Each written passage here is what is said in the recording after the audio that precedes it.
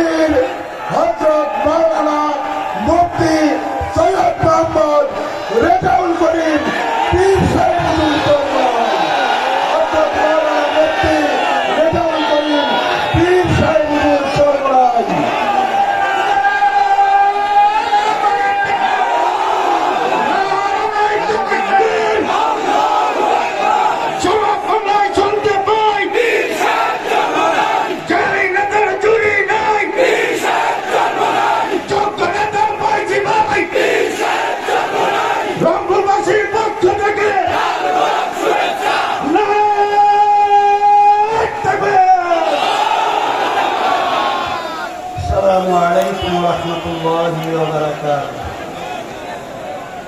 الحمد لله وكفى وسلام على عباده الذين اصطفى أما بعد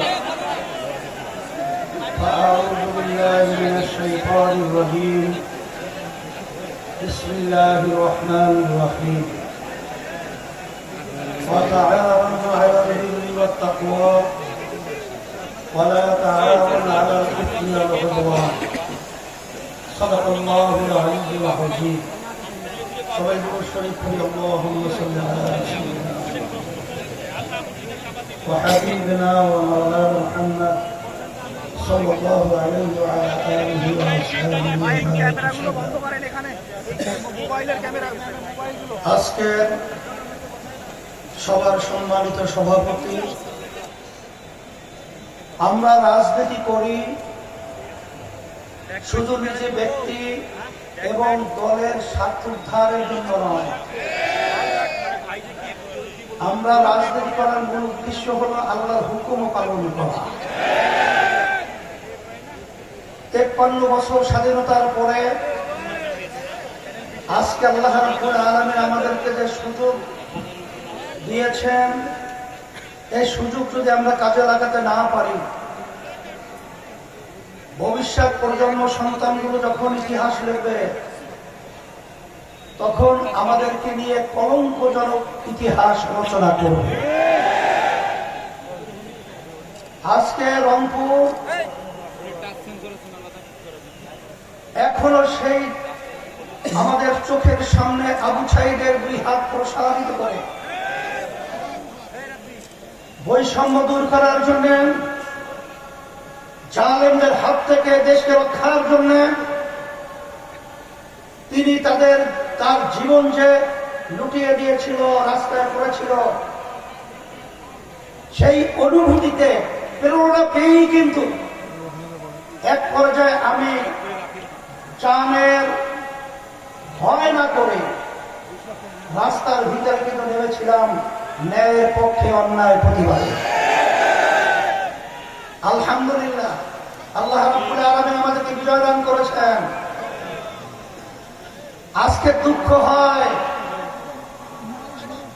এতগুলো মায়ের কোন সন্তান হারা হলো, এত মানুষ বন্ধু হলো, চক্ষু হারালো।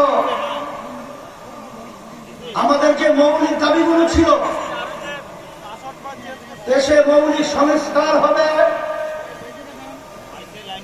খুনিদের ভূমিদের টাকা পাচারকারীদের দৃশ্যমান বিচার হবে, এরপরে লেভেল প্লেইং ফিল্ড, জাতীয় নির্বাচনের পরিবেশ তৈরি হবে। কিন্তু আমরা দেখলাম এক শ্রেণীর ক্ষমতালোভীরা সংস্কার এবং দৃশ্যমান বিচারকে গুরুত্ব না দিয়ে ক্ষমতায় যাওয়ার জন্য শুধু পাগল নয়, ডবল পাগল হয়ে গেছে। আমি সকলকে বলতে চাই, আজকে হাজার হাজার হাফেজ আলেম ছাত্র, ছোট মায়ের কোলের সন্তান এবং ছাত্র জনতাকে জীবন দিয়েছিল শুধুমাত্র কি একজনকে নামিয়ে আরেকজনকে ক্ষমতায় পাঠাবার জন্য?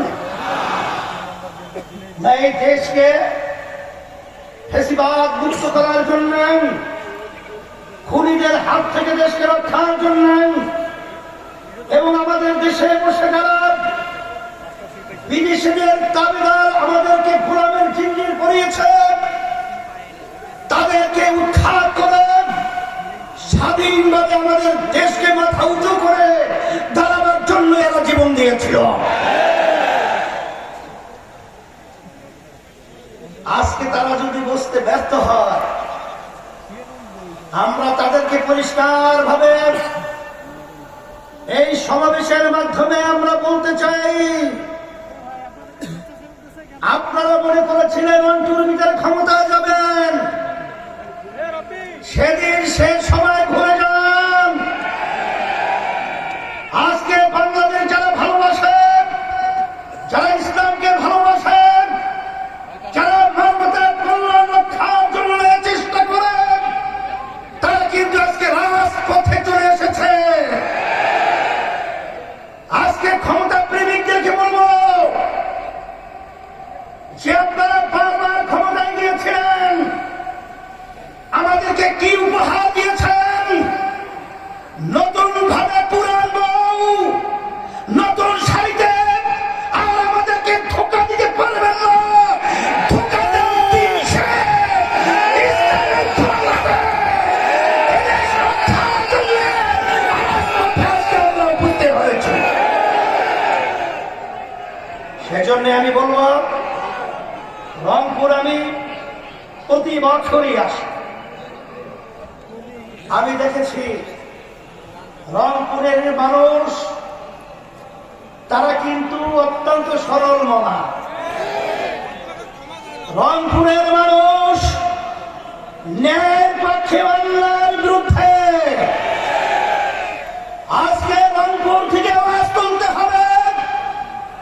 আবু সাইদ যেভাবে হাত প্রসারিত করে আমাদের দেশকে আবার স্বাধীনতার দিকে তিনি পরিবেশ তৈরি করেছিলেন, এই রংপুর থেকেই এই চাঁদাবাজদের এবং ক্ষমতালোভীদেরকে এবং যারা নাকি দেশের থেকে বিদেশে পাচার করেন এবং যারা বিদেশের দাবিদারি আমাদের বাস্তবায়ন করতে চায়, ওদেরকে না বলে বাংলার জমি থেকে উদ্ধার করতে হবে।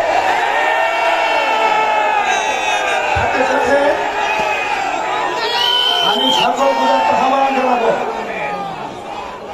আমরা সারা দেশে সফর করার পরে পরিষ্কার আপনাদের সামনে মেসেজ দিচ্ছি, আজকে সারা দেশের মানুষ, আজকে তারা দিন রাত সপ্তাহ মাস বছর গুনছে, কবে নির্বাচনের বাক্স আসবে। আর ৮ দল অর্থাৎ ইসলামের পক্ষে, মানবতার পক্ষে তারা ভোট দিয়ে বাক্স ভরার জন্য অপেক্ষা দিন সেই হিসাবে আমি আপনাদেরকে পরিষ্কার ভাবে বলছি, এদেশ আমার, এদেশে জন্মগ্রহণ করেছি আমি, এদেশকে নিয়ে যারা ছিনিমিনি করতে চায়, এদেশের টাকা যারা বিদেশে পাচার করতে চায়, যারা মায়ের কোন সন্তান হারা করতে চায়, আপনাদেরকে বারবার বলছি, আগের মতো গুন্ডামির মাধ্যমে এবং কারো টাকার দৌরাত্মের মাধ্যমে আজকে জাগ্রত জনতাকে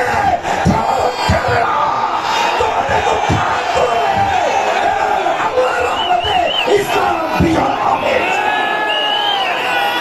আজকে আপনারা যেভাবে স্বতঃস্ফূর্ত ভাবে আপনার উপস্থিতির মাধ্যমে আজকে জনসভাকে সাফল্যমণ্ডিত করেছেন, আয়োজক সহ যারা সহযোগিতা রয়েছেন সকলকে ধন্যবাদ জানাচ্ছি।